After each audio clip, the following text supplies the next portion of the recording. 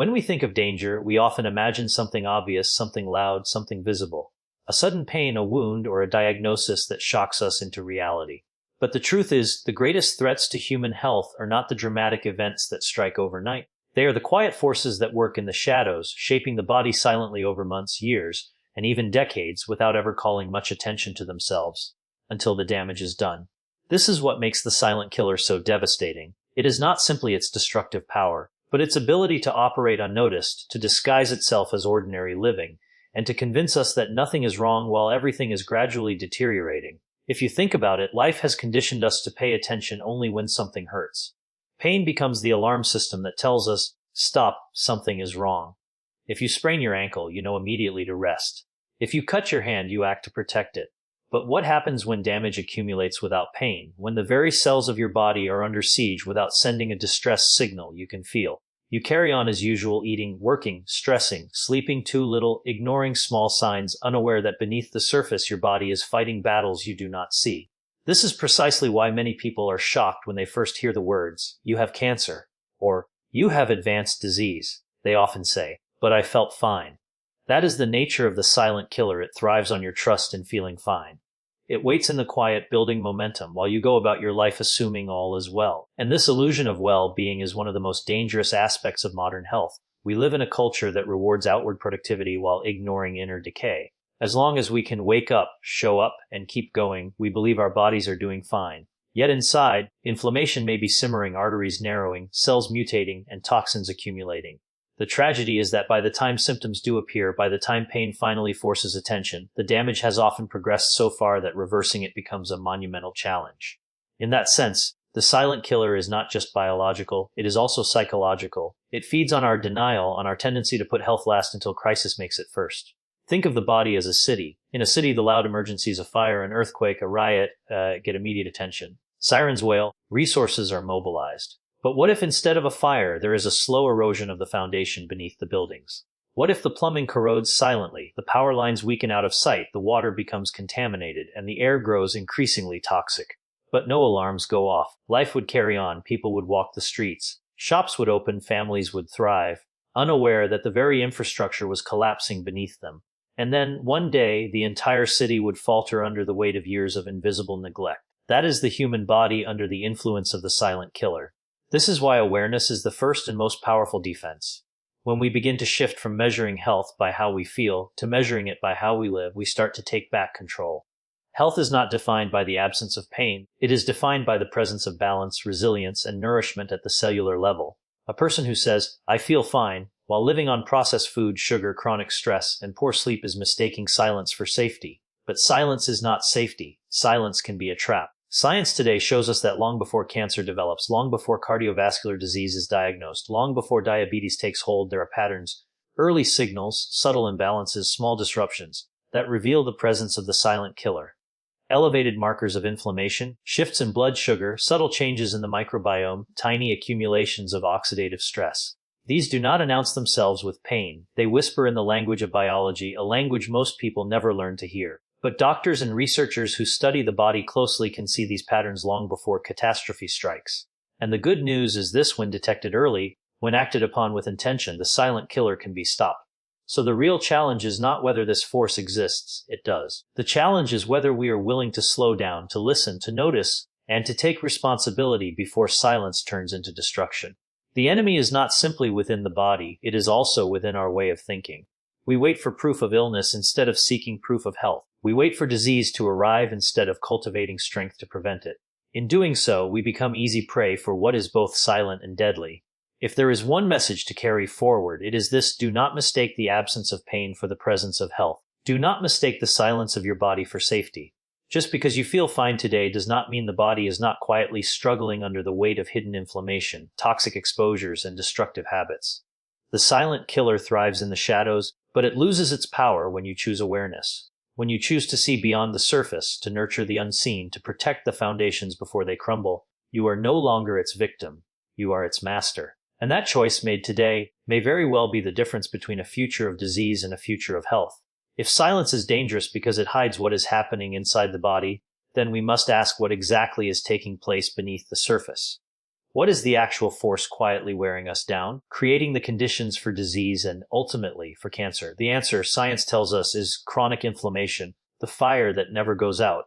We have all experienced inflammation in its healthy form. If you cut your finger, the skin reddens, swells slightly, and becomes warm. That is inflammation in its acute state, the body's emergency response team rushing in to clean, repair, and rebuild.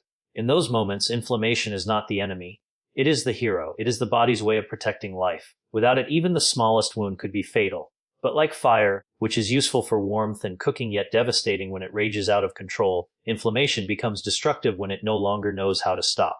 This is the difference between acute inflammation and chronic inflammation. One saves, the other slowly destroys. Chronic inflammation is not the loud, dramatic blaze that makes you run for water. It is the smoldering fire beneath the floorboards, hidden from view, eating away at the very structure of the house. It doesn't burn bright enough to be noticed, but it weakens the foundation every single day. Inside the body, this smoldering shows up as a constant low-grade activation of the immune system. Instead of resting and repairing, the immune system remains on alert, pumping out chemicals that damage tissues, scar organs, and destabilize DNA. Over time, this invisible fire becomes the perfect breeding ground for disease. What makes this so dangerous is its persistence. You don't feel it, you don't see it. Yet research has shown chronic inflammation is the root of nearly every major disease threatening humanity today. Heart disease, diabetes, Alzheimer's, autoimmune disorders, and yes, cancer, all of them are fueled, accelerated, or made worse by this one underlying process. That is why doctors and scientists call it the silent killer. Not because inflammation is always bad, but because its quiet, chronic form is so hard to detect and yet so devastating in its impact. Now, here is something worth reflecting on. Our bodies are not designed to live in chronic inflammation. We are designed for balance, for a cycle of repair and restoration. So if inflammation has become a constant companion in modern life, we must ask what changed. Why are so many of us carrying this hidden fire inside us? The answer lies in the way we live. Our foods are no longer what they were a generation ago. Ultra-processed meals filled with hidden sugars and artificial ingredients push the immune system into overdrive. Our stress is relentless, keeping the nervous system locked in a state of fight or flight, tricking the body into thinking it must defend itself even when no real threat exists. Our sleep is shorter, our movement less frequent, and our environments filled with toxins we hardly notice. Chemicals in the air, plastics in our water, pollutants in our homes. Each of these is like oxygen feeding the flame, keeping the fire alive day after day. But what is most tragic is that many people interpret the absence of obvious pain as proof they are safe. They don't realize that the fog of fatigue, the stiffness in their joints, the frequent colds, or the difficulty focusing might all be early signals of chronic inflammation at work. The fire is already burning, but because it doesn't roar, they ignore it. Until one day the quiet fire fuels something far more dangerous. Tumor, a clot, a stroke, a degenerative disease. And by then the connection is often missed. People ask, why me? Why now?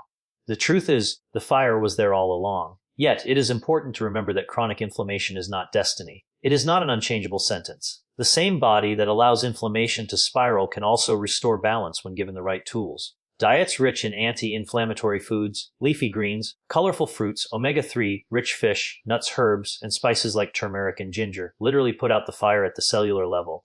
Regular movement improves circulation and lowers the chemicals that sustain inflammation. Quality sleep allows the immune system to reset and return to equilibrium.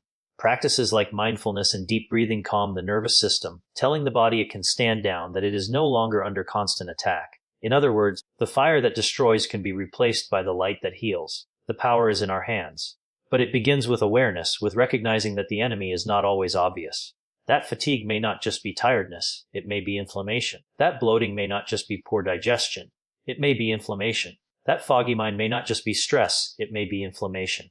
When you start seeing through this lens, the invisible becomes visible, and you begin to understand that health is not something random. It is the result of choices, habits, and awareness. This is why chronic inflammation deserves to be called the silent killer. Not because it is unbeatable, but because it thrives on our ignorance. It grows stronger when we fail to notice, when we dismiss the signs, when we choose convenience over care.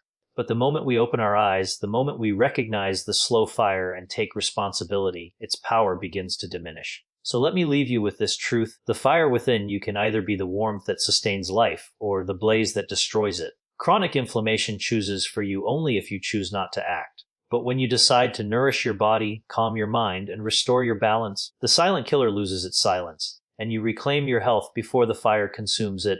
If chronic inflammation is the slow, burning fire that destroys us from within, then we must ask ourselves, what is feeding this fire every single day? Because fires do not burn on their own. They require fuel, they require oxygen, they require conditions that allow them to persist. And in the modern world, those conditions are not rare, they are everywhere. The silent killer thrives not because our bodies are weak, but because our daily choices, often small and unnoticed, keep supplying the spark and the fuel. Think about the way we eat. The human body was designed to thrive on whole foods, fruits, vegetables, grains, nuts, seeds, clean sources of protein. Yet much of what we consume today does not resemble real food at all. Processed snacks, refined sugars, fast food loaded with trans fats and chemicals, these are not nourishment, they are insults. Every soda, every bag of chips, every late night binge of processed sweets is like tossing another log onto the fire of inflammation. You may not feel the heat immediately, but the flames are rising. Over time, this repeated exposure doesn't just lead to weight gain or digestive upset, it alters the very chemistry of your body. It confuses the immune system, disrupts hormones, and lays the groundwork for disease. And food is only the beginning. Consider the way we live our daily lives. Stress has become the background music of modern existence. It is almost worn as a badge of honor. I'm so busy, I have no time to rest, I'm always on the go. But what does that actually mean inside the body? Chronic stress is like gasoline poured over the fire. The constant release of stress hormones like cortisol signals to the body that it is under attack. The immune system responds as if facing a real threat, yet the threat never ends. The fire never dies down. This is why people who live in constant stress often develop high blood pressure, diabetes, digestive disorders, even autoimmune conditions. Their bodies have been tricked into a state of permanent warfare, and war always leaves behind destruction. Then there is the issue of sleep. We have underestimated sleep to our own detriment. We trade it for more work, more entertainment, more scrolling through endless screens. But sleep is not just rest, it is repair. It is the time when the immune system recalibrates, when the brain clears toxins, when inflammation is cooled. Without it, the fire smolders through the night, burning resources that should have been replenished. Chronic sleep deprivation has been linked to cancer, obesity, depression, heart disease, all consequences of a body that never gets to reset its defenses. And we cannot ignore our environment. We live surrounded by invisible toxins. Pollution in the air, pesticides in our food, chemicals in plastics, synthetic fragrances in our homes. Each of these adds one more irritant to the system, one more accelerant to the flame. The body is resilient, yes, but resilience has limits. A cup can only hold so much water before it overflows, and when the body is constantly bombarded, it eventually breaks under the weight of what it can no longer process. The tragedy is that many of these triggers are normalized. Eating fast food is seen as convenient, not dangerous. Being stressed is seen as ambition, not imbalance. Sleeping less is seen as discipline, not neglect. Surrounding ourselves with synthetic chemicals is seen as modern progress, not toxic overload. We celebrate the very habits that feed the silent killer, and then we are surprised when disease appears. But disease is not a lightning strike from nowhere. It is the natural consequence of years of invisible accumulation. This is why awareness is so crucial. Once you begin to see the connection, your perspective changes. That sugary drink is no longer just one soda. It is fuel for the fire. That restless night is no longer just one late bedtime. It is one more day your body was not given the chance to repair. That unresolved stress is no longer just part of life. It is the steady drip of gasoline onto the flames. When you begin to see these daily triggers for what they are, you begin to take back your power. You realize that prevention is not some grand, distant project. It is built in the ordinary choices of everyday life. And here is the deeper truth. Every act of neglect is also an act of permission. When we feed the silent killer with poor food, relentless stress, sleepless nights, and toxic environments, we are permitting disease to take root. But every act of care is an act of rebellion. Every choice to nourish with real food, to breathe deeply in the midst of stress, to prioritize sleep, to reduce toxins, each of these is a deliberate act of resistance against the silent killer. You are not powerless. The fuel for the fire is in your hands. What matters most is consistency. A single meal of fast food will not kill you, just as one night of poor sleep will not destroy your health. But when those choices become patterns, the fire grows stronger. Likewise, one salad will not save you, nor will one deep breath undo years of stress. But when healthful choices become your daily rhythm, the fire begins to shrink, the body begins to heal, and disease loses its hold. So the challenge is clear. You must look at your life and ask every day, am I feeding the fire or am I cooling it? Am I choosing the habits that sustain health or the ones that silently destroy it? The answer is not out there somewhere. It is in your hands, on your plate, in your schedule, in your home. Up until now, we've explored the silent killer as something that operates beneath the surface, often fueled by our own daily choices. We've seen how inflammation, when left unchecked, becomes the hidden fire that weakens the body. But now we need to draw the connection that is perhaps most alarming, and yet most important to understand the direct link between chronic inflammation and cancer. Because cancer is not some random invader from the outside. It is a disease born from within. And the soil in which it grows is the inflamed, unstable environment created by years of neglect. Cancer begins when normal cells, which are designed to grow, divide, and die in an orderly fashion, lose their sense of regulation. They mutate, they escape the normal checks and balances of the immune system, and they begin to grow uncontrollably. But here is the critical piece: cells do not mutate in a vacuum. They mutate in an environment that either suppresses their abnormality or encourages it.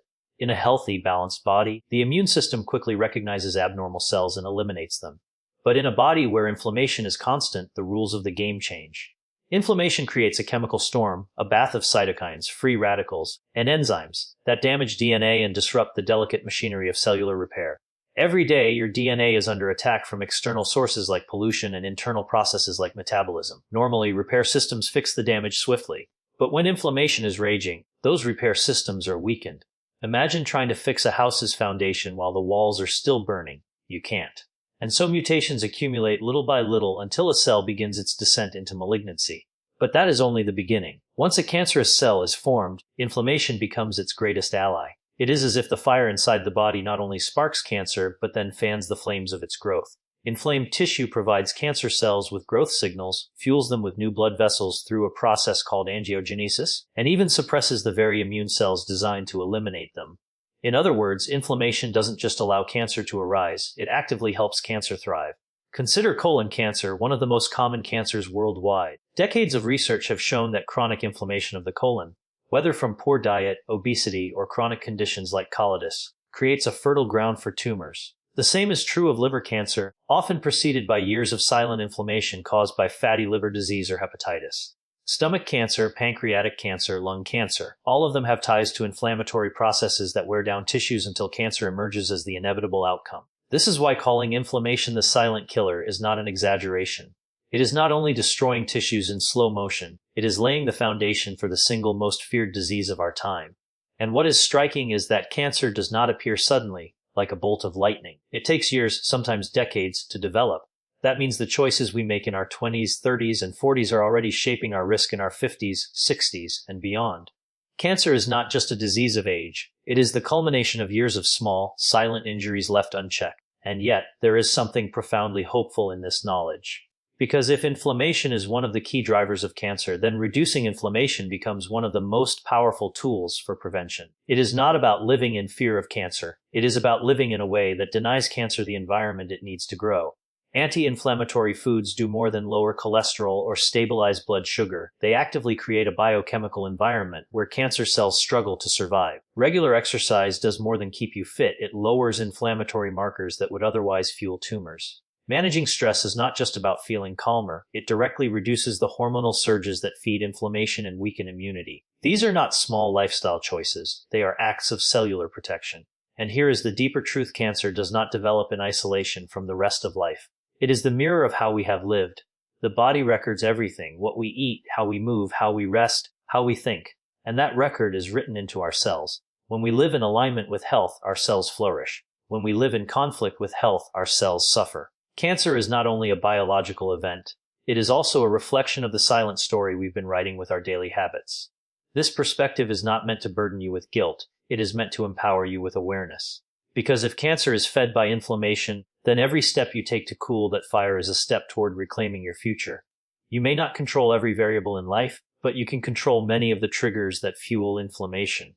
You can choose foods that heal rather than harm. You can choose rest over endless business. You can choose calm over constant stress. And every one of those choices is a vote against the silent killer and a vote for life. So, when we speak of cancer, we are not speaking of something that arrives out of nowhere, cruel and random. We are speaking of a disease that often grows in the shadows of our own neglect, nurtured by the flames of chronic inflammation. And the sooner we see that truth, the sooner we can act, not with fear, but with wisdom, intention, and courage,